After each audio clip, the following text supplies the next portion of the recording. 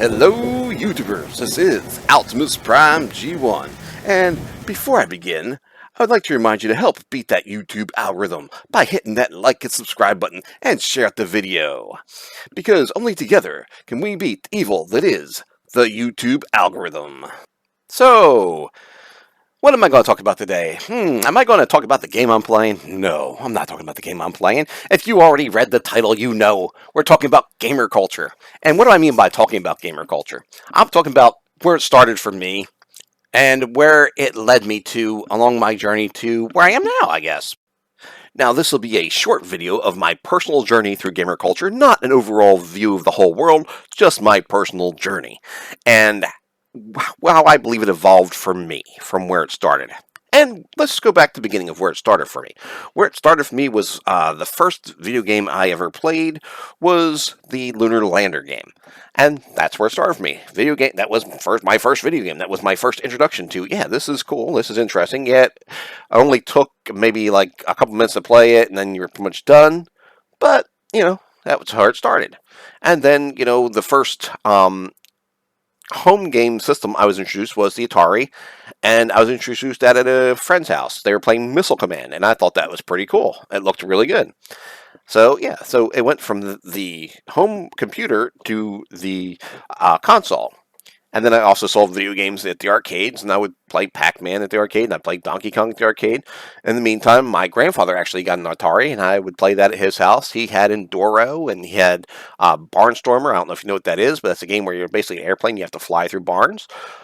So yeah, so it evolved.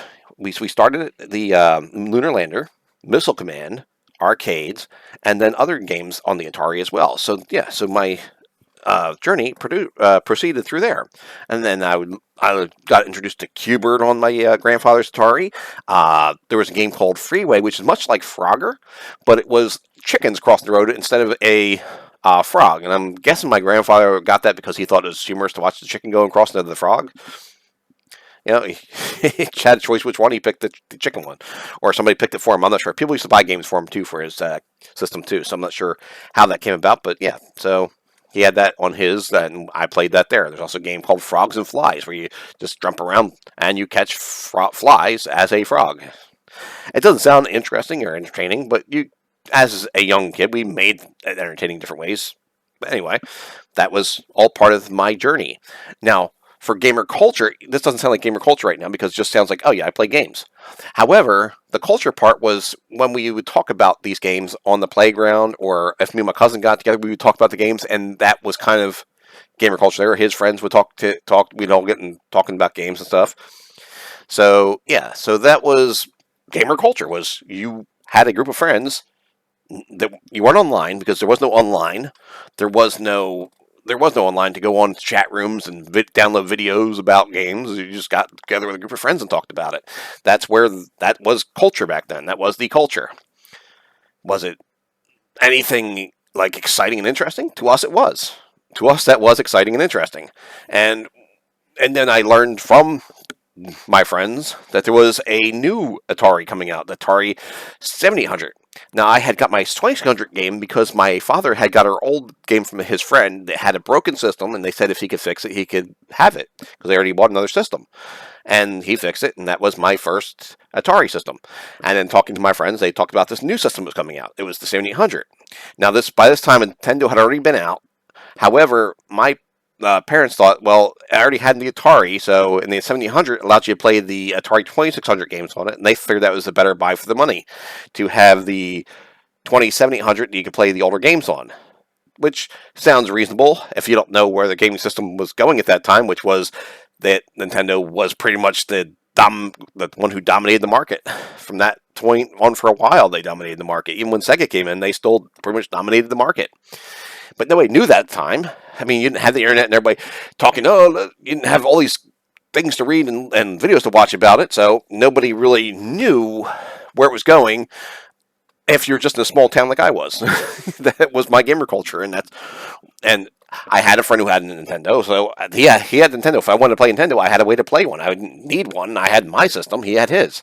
So if he wanted to play an Atari, he'd come over and play Atari. I can go over and play Nintendo. So I still had an outlet for playing that. And my cousin had a Nintendo as well, so I could always play there. So yeah. And so the 7800 was my next big thing, and I had pole position for it because that's what it came with. And I had a couple other games that came uh, out for the 7800, like Xevious and several others. And it was a entertaining time for me. And we were all talking about. My friends were talking. My cousin was talking about. The friends of friends would all get together and we get in groups and talk about these games. It was really fun. That was again, that was the culture. Whether you're talking about the newest arcade game at the arcade, whether you're talking about the newest game for the Nintendo, whether you're talking about there's games coming for the Atari, and that's when you find out through friends that the Atari isn't necessarily what it used to be. And the games for it aren't that great, and Nintendo had better games. So, yeah, you find this out by talking to your friends, and you realize, well, you play the games on your friends' systems, and you're like, wow, they have better games than I have. So, yeah, that was all part and parcel. So, I ended up getting my first game for Nintendo was actually Contra, and I didn't have a video game system yet, so I'd play it on my friend's system or I'd play it on my cousin's system, and it was fun. We played Contra. We actually beat Contra with a Contra code. Another thing you got from Gamer Culture was okay. So my friend had the NES, and what he had a Nintendo Power Magazine, and that was the first, like, really to me, like a wider world of gaming culture to me. Like this opened the whole thing. You had the glossy photos in there of the games, which was really awesome, and you had this information at your fingertips, and that was really awesome. And so we also had the Contra code from there, from one of those magazines, and I'm pretty sure that's where it came from. And me and my cousin, we used that. We beat the game with the Contra code, or the Konami code, whatever you want to call it. And that was game culture. This was the beginning of like a mega gaming culture, which was the NES and the Nintendo Power Magazine. So yeah, this kind of wraps up this bit here of gaming culture, of how it pretty much started. I hope you had some information you didn't know, and maybe you learned some stuff. Maybe you didn't. I don't know.